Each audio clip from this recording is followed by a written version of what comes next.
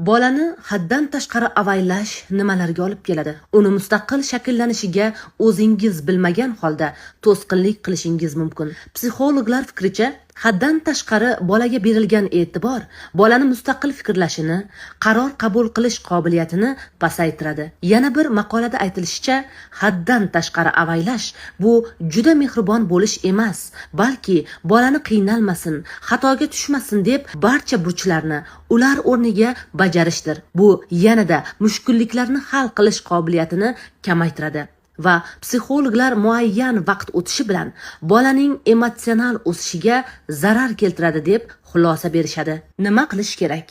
Qo'llab-quvvatlovchi tarbiya bu bolani qo'llab, unga oz bo'lsa ham mustaqil qaror qabul qilish imkonini beradi. Masalan, muammoga yechim topishda yaqindan yordam berish, bolada keyingi bosqichda mustaqil qaror qabul qilishiga yordam beradi.